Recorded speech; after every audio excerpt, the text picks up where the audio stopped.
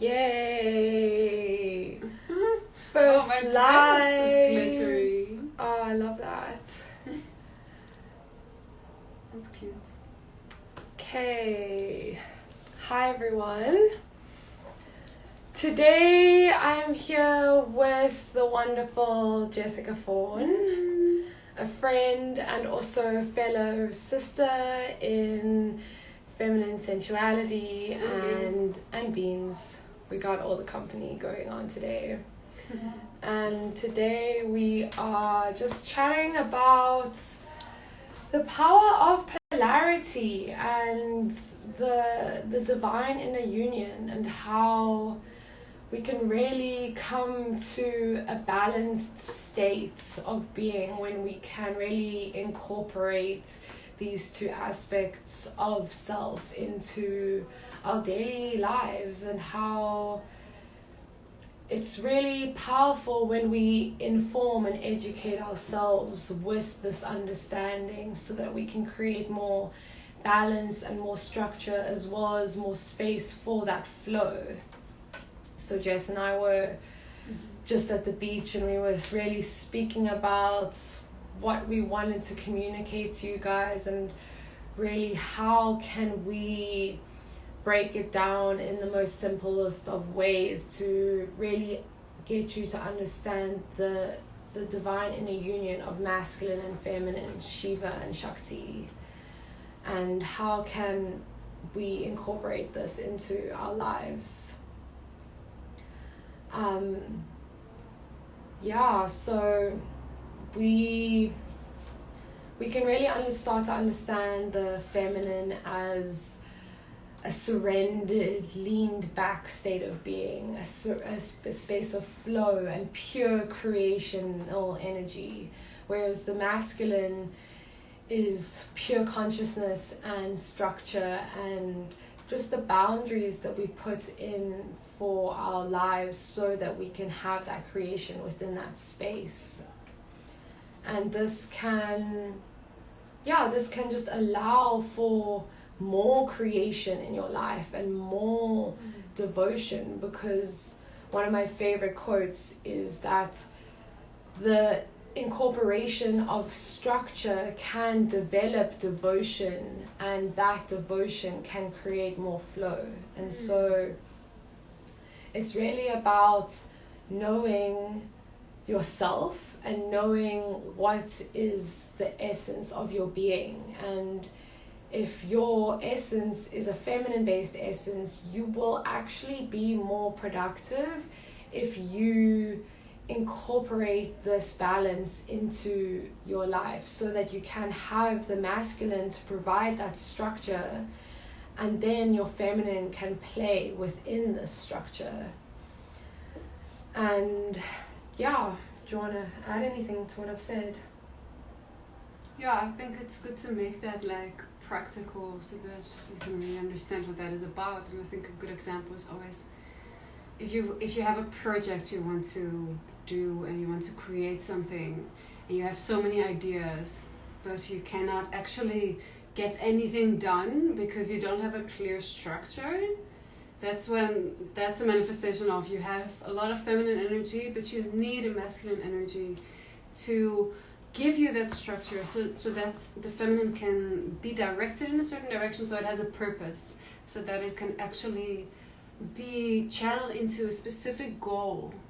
Because I think many people have so many creativity and many ideas, but they don't have a framework in which that can be executed. Yeah, so then you have all this beautiful energy, all these ideas, but you don't have a masculine structure to actually channel it into.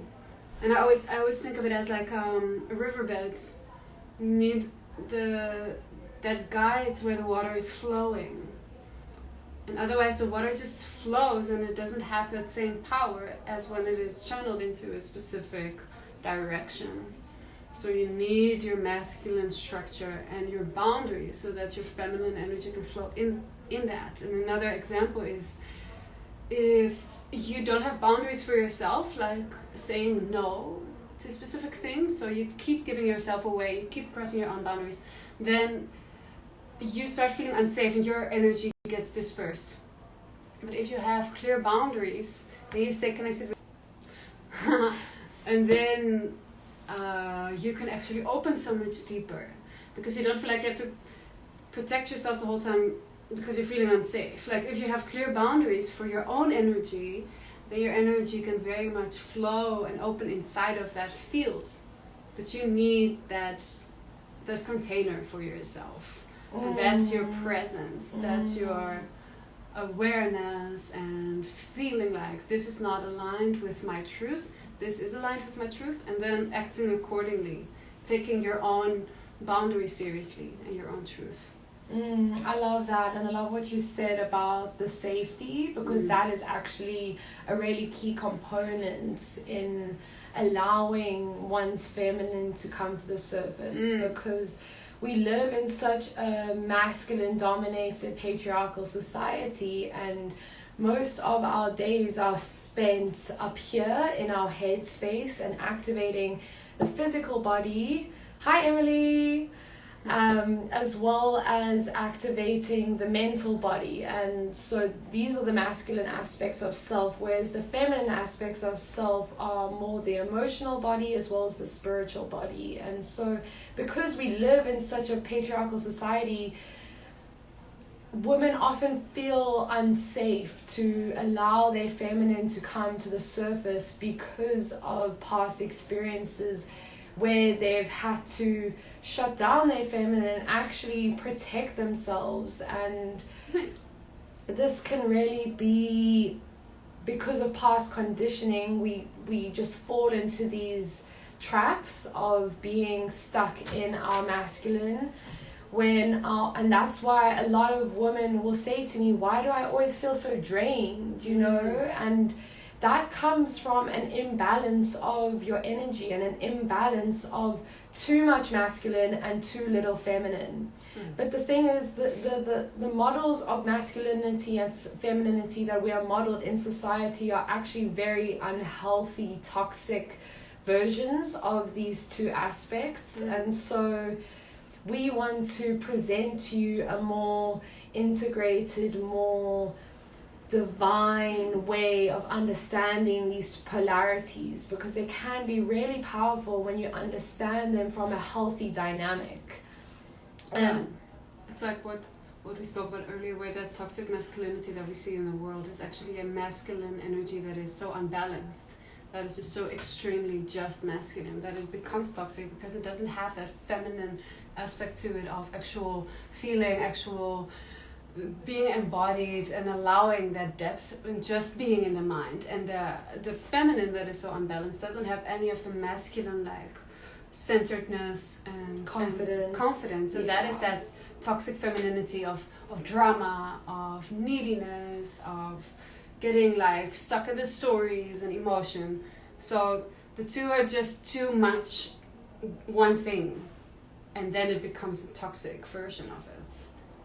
Yeah, exactly. And when we can bring online our inner king and bring online our inner queen, they can meet healthily in the middle. And so, like I said before, it's so important to, in order to be able to surrender into the feminine, we need to develop that structure and that devotion to ourselves and that devotion to showing up for ourselves, because showing up is a very masculine energetic. But when we show up, then that allows the safety of our feminine, because the feminine knows I'm protected by my inner king. I am protected by the boundaries that he has set, so that I can just blossom and open and really surrender into the moment and allow my emotions to come to the surface. And this really can be shown in many ways. It can be in the way that you allow yourself to feel by not repressing or suppressing the emotions, by not judging your emotions, by really just allowing a space and time. So setting out as like a physical time and space for, okay, I'm going to process what's coming up for me. I'm going to process these feelings. And really, like Jess was saying, our emotions are, we're back. our emotions are our body's way of communicating to us. And so if we are so in our head, we're just going to ignore that, and we're just going to ignore the messages that come through with our emotions. And so it's really important that not only are we allowing space to allow that emotion to come to the surface, and whether that's screaming into your pillow for 15 minutes or having a little temper tantrum in your room by yourself, or whatever you need to do to allow that to express itself. Don't shame yourself, just allow it. And with that allowance, you can really start to uncover the hidden messages in your emotions. And that's what your masculine can help to decipher. And then once you've allowed that sensual expression to come through, then only do you go to the analytical and why am I feeling this way? Who triggered me? What is this trigger coming from? Where is it coming from? And when we allow space for the emotions to surface, then we can release them, and we can release using embodiment practices, exercise, yoga, dance, meditation, singing, any movement, breath or sound practice that can just allow the expression, because emotions are just energy in motion, and they need to keep moving. And if it gets stuck in our body, that's when it creates trauma, and that's when it creates this block and this tightening and this contraction. Yeah. I think it's also very much linked to your sexuality, which is also a nice way of thinking about it and seeing it clearly, that when you don't have boundaries in your sexuality, then you cannot actually open into pleasure. And you need to feel safe in order to reach a state of pleasure. And a state of bliss. Yeah, because that requires such a relaxed nervous system. And in order to relax your nervous system, your body needs to know that it's safe. And that is what you create by setting boundaries, by knowing this is what I want, this is what I don't want. And that way creating that safe space for yourself. And what I think is also nice to note is that the masculine is so devoted to this beautiful expression of the feminine, that the masculine loves your inner feminine to express in hectic emotion, in shadow, in darkness, in wildness, in bliss, that the masculine is so devoted to creating that safety, that space, that container, that your feminine can blossom into that, like freely. And knowing that you creating boundaries for yourself, creating presence within your body, is your inner masculine being devoted to your inner feminine to come out and to dance and to express and to be beauty. Because that's what the feminine is. It's like beauty that is not our perception of beauty that we are brainwashed with in the Western society, but it's beauty that is just life, pure creation. And that is what the masculine craves, for the feminine to be this. And I always relate it to how in the universe the masculine is like the cosmos, like the empty space, and the feminine is all the stars, all the galaxies, all the explosions, all the life forms that are created within this cosmic space. And that is what Shiva is doing, creating the platform, creating like the dance floor for this cosmic dance to be performed. Because without that dance floor, without that space, Shakti could never be. She needs that space to evolve and grow and expand. I love what you said, because contrary to popular belief, the masculine is so devoted to the feminine in that healthy expression. He just wants her to be her true self and to create and to share her wisdom and to share her joy and her pleasure and all the little things that make up who she is, you know. And I think for that it's so important for the masculine to be so strong, like to not be threatened by darkness, be threatened by emotions. And I think that's what many people feel like. They get like defensive, or they feel attacked when somebody is very emotive or very expressive. And that's not saying that you should just throw your emotions at somebody, but it's about, can I hold space for this wild expression without being caught in it or taken into it? Can I stay centered for this being to evolve and to express? And that's what we give ourselves first before we can expect it from somebody else. Before we can go to a partner and be like, I want you to be my king. You need to hold space for me. Like, no, can I hold this for myself? Yeah, because he's not going to read your mind. You have to be able to read your own body and read your own mind and know what is your yes and what is your no before someone else can. I mean, how is someone else supposed to know what your boundaries are if you don't even know what your boundaries are? I mean, it's all about developing that communication with your mind and body, your mind being the masculine and your body being the feminine. And so I was saying to Jess, we can even practice this understanding of boundaries and understanding of what does a no feel like in our body and what does a yes feel like in our body. And you can do this in the simplest of ways by even just going to the grocery store and being like, do I want this chocolate? And asking your body, how does it feel? Would it feel happy for me to buy this, or would it make me feel a bit shitty afterwards? And you know, asking your body, once you develop these small little understandings, then you can start to take those understandings to the bedroom and to places and to sexual experiences, so that, you know, you're not saying yes when you actually mean no, and you know, you're not just giving yourself away for the sake of the other person, because that's often what women feel like they have to do. They feel pressured into sex, and they feel pressured into saying yes because he's already undressed, and that's when you can take back a yes at any time. It's your body, it's your right to your individuality and your sovereignty, and your no should be respected as much as your yes. And it's really that sacredness of, I am honoring myself, so how can you honor me in honoring myself? And I always say, boundaries are the distance at which we can love someone, you know? So if you have boundaries in place, you will be able to love someone that much more because you feel safe to be able to do so, because your boundaries are being respected.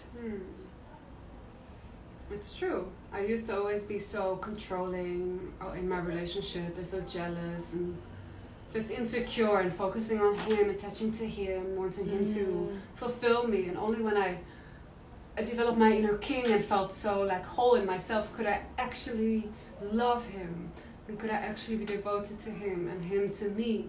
Because otherwise it's always conditional. There's always a sense of control in the relationship. But that's not actually the true love. Totally. But that's really, like, it's such a cliche, but it does really start in yourself. Totally. And I also noticed that in my relationship, when I would get emotional or triggered about something, and then I would say, oh, why are you scared of me being emotional? Why are you not holding my emotional needs? Why are you not satisfying me? Why are you, you know, like reacting or not meeting me where I need to be met? And I realized that my explosion of emotion was too much, because I wasn't honoring my own emotional needs first. Because like I said before, you can't expect someone to honor you in the way that you need if you're not already giving that to yourself.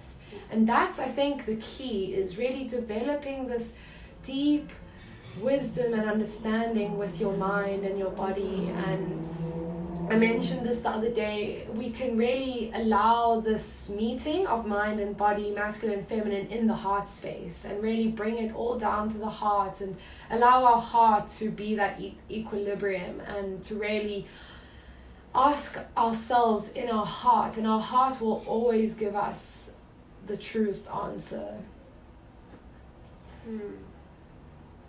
That's beautiful. Yeah, and we always think that we need to overanalyze things or spend days feeling deep emotion, and sometimes you do need to go there, but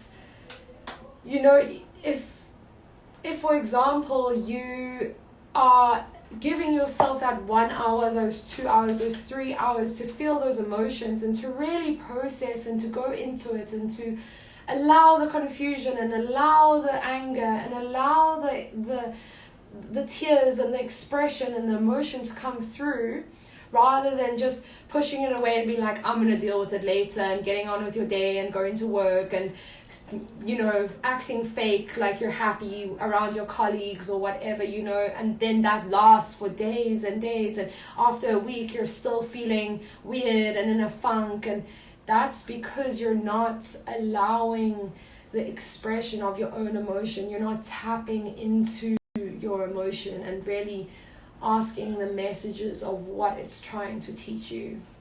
Yeah, you cannot actually rationalize or suppress emotions. Totally. It's such an annoying truth that the only way through is through, and it's so true.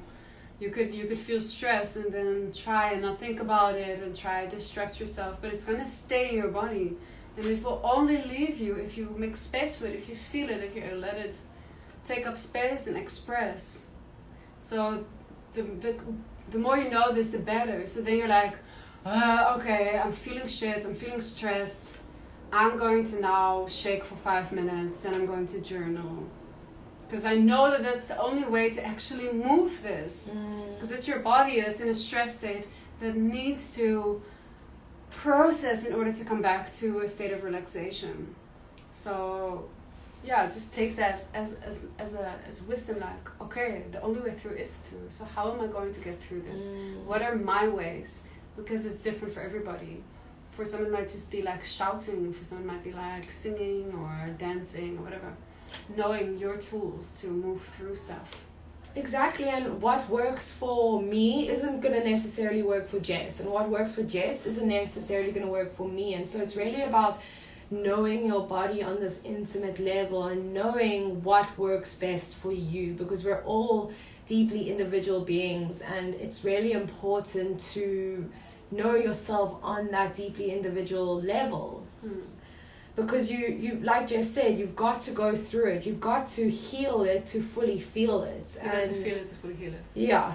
Is that what I said? You said it the other way around. Oh. You've got to feel it to fully heal it. And it's not possible to spiritually bypass or repress or ignore if you are fully feeling and allowing that feeling and allowing that expression to come to the surface. Yeah, and through this power in the polarity, we can really understand these two sides and know that if we have a tendency to ignore our emotions, or if we have a tendency to prioritize work over pleasure, then what we actually need to come back into balance is to activate the other polarizing opposite. So to allow that space to choose pleasure sometimes, even if you're distracted or you're not concentrating, to just say fuck it and go to the beach for a little bit, like we just did, because we were not getting any work done, and we knew that our feminine wanted to just go get some sunshine and get some salty air up our noses. And sometimes you do just need to say fuck it, I'm just going to go enjoy my body, enjoy my day, enjoy nature, and just come back to stillness and come back to wholeness, by doing what you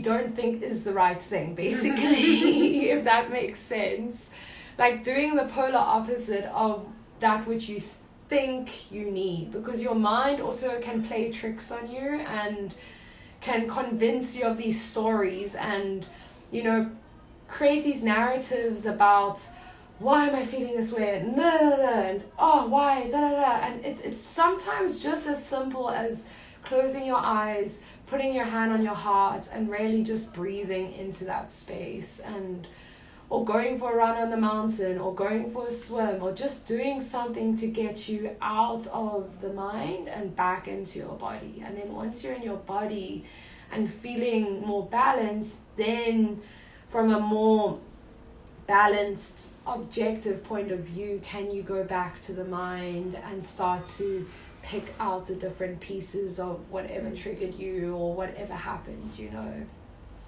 Yeah, it's only in the body that you can truly know. And for that you need to get out of the mind. Yeah, and we have to start, because in this modern world we go through, it's hustle.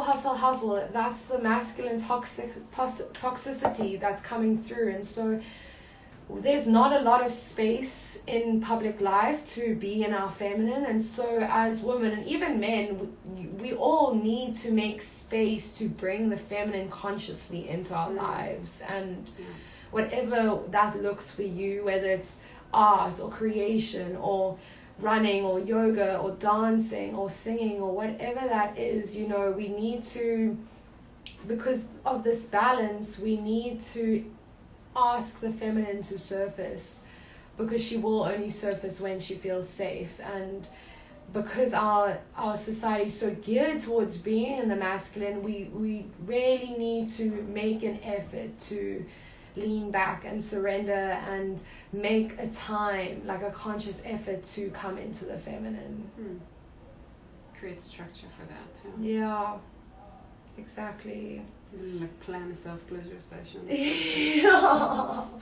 Get in the bath, oil yourself up, get sensual, just love on yourself. You know, your body, we give our body so much grief by the way we speak. Our body is always listening, and we speak about our bodies in such objective ways when it's we are our bodies. And if we're not coming home to the truth of who we are, we're going to feel so disconnected from our soul and disconnected from our spirit, because we're always acting how we think others want us to be.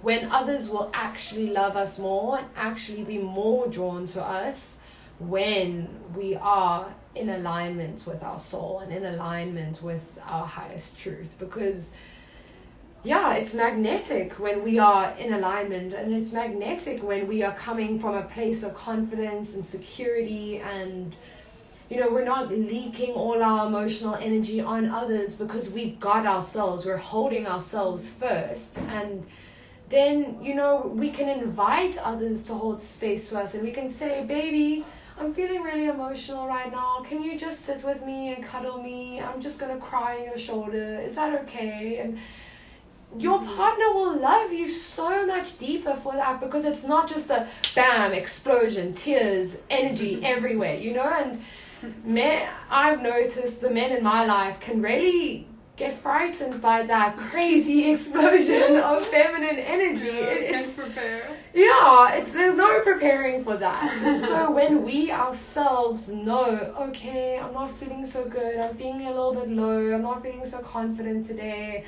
I just need someone to give me a cuddle, or I just really need to go have a bath and give some loving onto myself, you know, it can create so much beauty and so much more trust, not